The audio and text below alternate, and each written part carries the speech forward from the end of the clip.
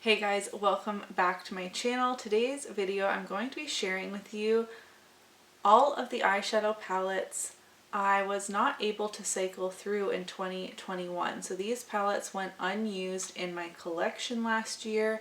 Now I did this video in 2022 and there were 20 palettes I didn't use in 2020. I have not counted, so we will find out the number together. I just have my spreadsheet pulled up and I have it written in how many times I've used each palette in 2020, 2021, and 2022. I love my nerdy little spreadsheet, and I'm only going to be sharing palettes that were already in my collection, like already a rotating part of my collection, nothing I purchased in 2021 that I have yet to test out. My palettes of shame are on that side, like what you can't see. I will not be including those, but a goal of mine is to balance bringing in new products but also being able to shop my stash and rotate through and touch everything. And I've just not been able to fully do that because I don't wear makeup every day, and I say this all the time on my channel, but somehow I lack panning strategy. So I wish I was better at focusing on my project pan items and then just getting it out and then being able to shop my stash for maybe a week or two and then refocus on some project pan items. But what I do is do my makeup sporadically and always focus on project pan things, and then at the end of the year feel frazzled and trying to touch all of the things I hadn't touched all year, which just doesn't work. So I have not done a shop my stash yet in the new year because all of my project pans are just brand new, and I've pulled in a ton of products in all of my introductions that many of them haven't been getting love in 2021 either. So that's been kind of just exciting enough for me. But probably starting in February we will be doing shop my stash. I really hope to get back on a bi-weekly schedule for that, of just pulling in like 4 items, again inspired by Chic Geek's Shop My Stash from 2020, I believe is when she did that, and that worked really well for me when I actually stuck to it, and that's what I need in 2022. So enough rambling, we're gonna find out how many palettes in my existing collection I did not use in 2021. We're going to see how many there are. So first up, I have my ColourPop Semi Precious palette. I haven't used this in a very long time. Now, these palettes are priorities for me to use in the first part of the year, so keep that in mind. I continually say that I think I want to depot this, and then I always get cold feet. I've never depotted a palette, and I'm scared that if I depot it, I won't reach for it. I didn't use this at all last year, and in reality, I reached for my palettes like with my singles in it more than this one because I didn't reach for this one at all. So that's just silly. I've asked in my eyeshadow palette collection video if you would like a video watching me depot for the very first time. It will not be an educational video, it will be potentially a fail diary, but I would be willing to embarrass myself and film that for you if you want to see if I successfully depot this palette or if I destroy everything that's contained in it. The eyeshadows still perform very well. I did swatch this recently, and this is not like ColourPop's amazing cute packaging, so I don't mind wrecking it. That was very rambly. I have my e.l.f. Mad for Matte palette here. I used this a lot in 2020. I hit pan in one of the shades, and I did pull this into a shop my stash later in 2021, but I didn't use it a single time, even while it was in my everyday makeup drawer.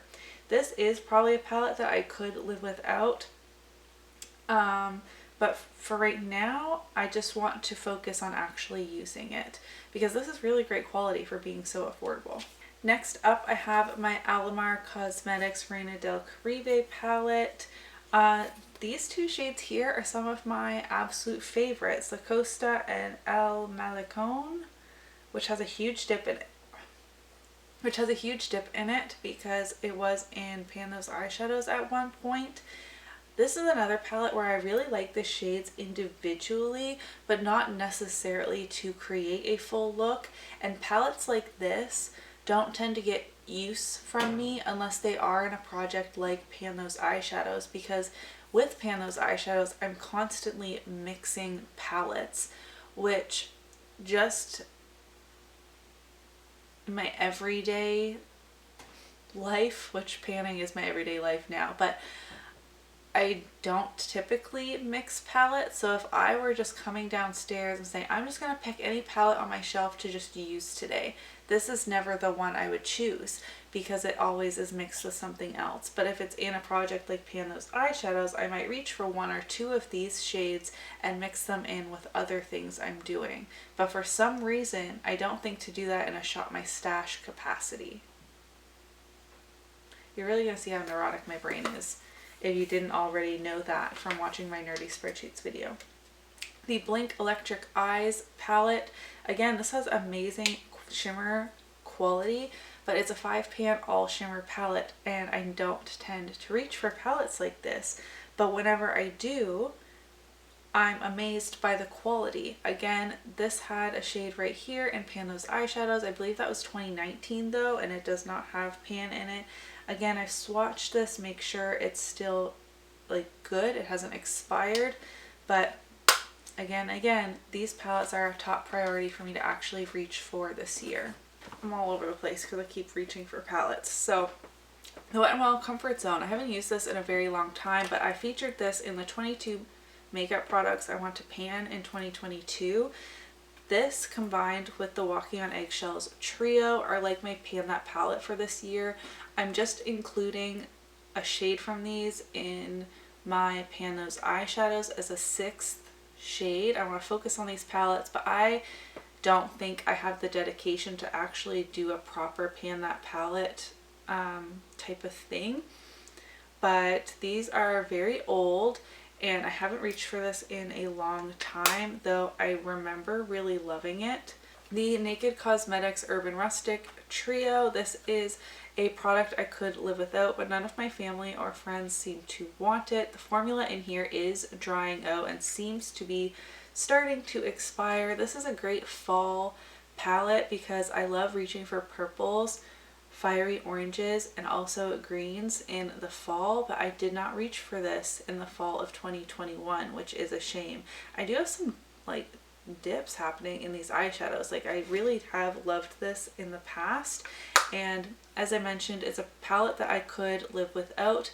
If a family member or a friend wants it and will get use out of it, they can have it. Like I would be willing to part with this, but I don't just declutter to throw things in the trash. And this is on the older side and has no value to like sell on Poshmark or anything like that. So for now, it's mine. Next up, I have the Ace Beauté Grandiose palette. This was also a palette I could live without, but it got rolled into my whole collection project pan. So in 2022, it's for sure getting used because I have a goal to use this 10 times. I have not reached for this because the like 3 to 5 times I have used this in the past, I had major fading issues on my oily eyelids. I always use an eyeshadow primer, so I have a feeling it's the formula in here. I have yet to like retest it out because I'm currently using, like on my eyes today, I have the Natasha Denona Zendo palette, and it has a lot of these like peachy reds and the neutrals as well. But I'm going to use the 10 times usage goal in my project pan as an opportunity to test this palette out. And if I have the fading issues, I will declutter it. My Huda Beauty Electric Obsessions palette. I really loved this in, was it 2019 or 2020? I had a lot of fun, especially in the summer with this palette, and I don't know why I don't reach for it, honestly. I think because it's small, and before I redid my palette organization over here, I had my small palettes in a separate place, which was not smart. And you can see that with all of these that I mentioned are small palettes and were hidden away in that drawer. I didn't hide them intentionally. I just thought that they would get lost within the big palettes, so I put them somewhere else, but then I never reached for them. So I'm curious to see if the formula on this is still good, because I think this palette is getting on the older side, but I still really like the color story. It had fun color combinations. I did like a yellow and purple look. I did a blue and pink look. Like, it was just a lot of fun. So definitely want to pull that out. What are we at? We're at 8 palettes so far. This next palette I actually used a ton in 2020, so it didn't feel like that long since I reached for it, but apparently it's been over a year at least. This is the ColourPop My Little Pony palette, and I think this is such a fun spring palette. I really like the color story. This is a very light lilac color, and then this is a very intense champagne to blue shifting duochrome, so it looks kind of boring in the pan, but it's actually super exciting. I love the mix of like the mint, the teal, and the purples, along with these like peachy orangey neutrals. I just love this palette so much, and I honestly couldn't believe I didn't reach for it in over a year. That's crazy to me. The Violet Voss Essentials palette, as well as the Essentials 2 actually. The Essentials palette I got quite a long time ago. The formula in here is fine, but the color story is not that exciting. It's just a basic kind of everyday neutral palette. The Violet Voss Essentials 2 is more exciting, but I still have never used this one, which is a shame because I actually think that I would really like this color story. I like the more cooler toned neutrals combined with the purples and the blues. The neutral shades remind me of the ABH Sultry palette. Like, you do have a rose gold in there, as well as just cool toned brown shades. But I think just combined with like these shades here just makes this so fun, and I'm surprised I haven't reached for this. I'd really like to determine if the Violet Voss formula is something that I like, because some of their color stories really call to me. Like, for some reason the Flamingo palette is still on my Sephora Loves list. It has been for many years. I've never pulled the trigger even when it was 50% off, because I'm just unsure if I love the formula enough to buy more palettes, especially when I have palettes from a brand on my shelf that I haven't tested that thoroughly, that I haven't used. I'm not going to continue to buy palettes from that brand not knowing if I like the formula. So I need to get my butt in gear on those. The Dominique Celestial Thunder palette, I've had this for over 2 years and have never used it. Now, this palette has been used by my cousins, but I personally have never used it.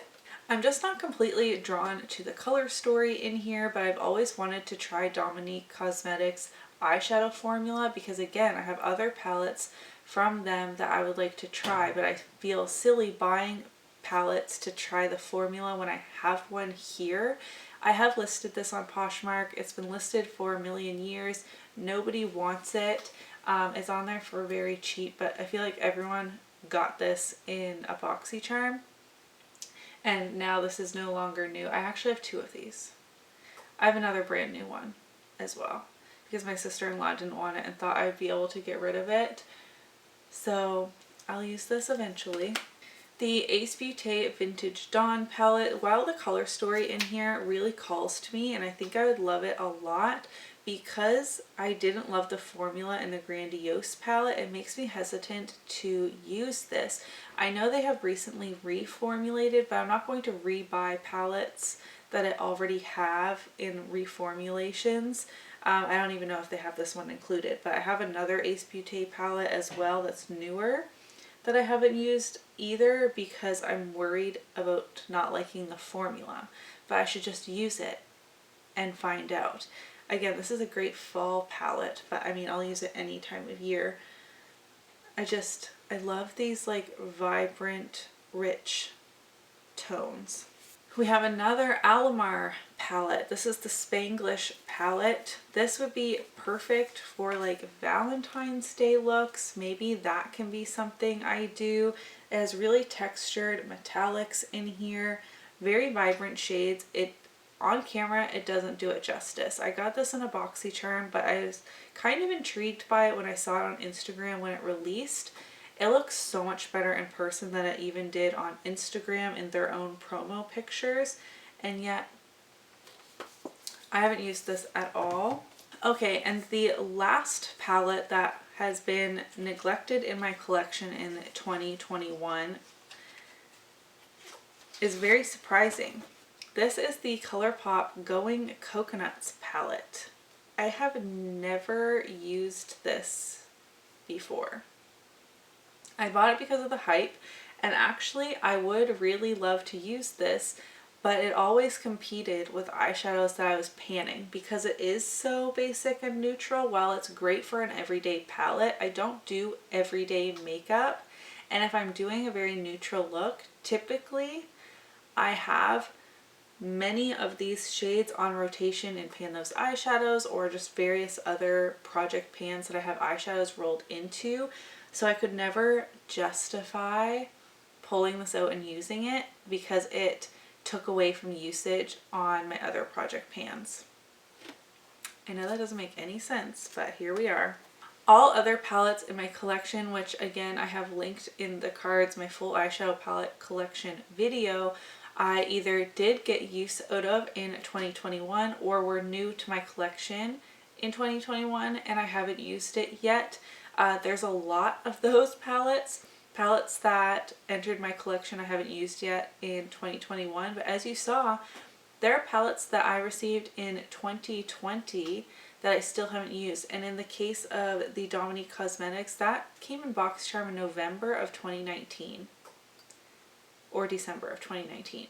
Either way, over 2 years I've owned that and I still have not used it on my eyes even once.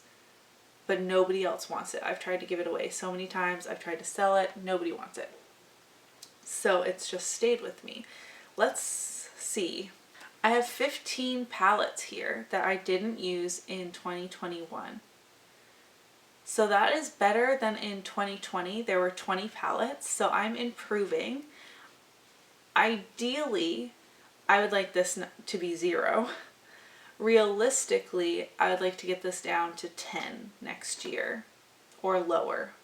Obviously, we want 0, but I just, with the way I project pan, I don't think that that is completely possible.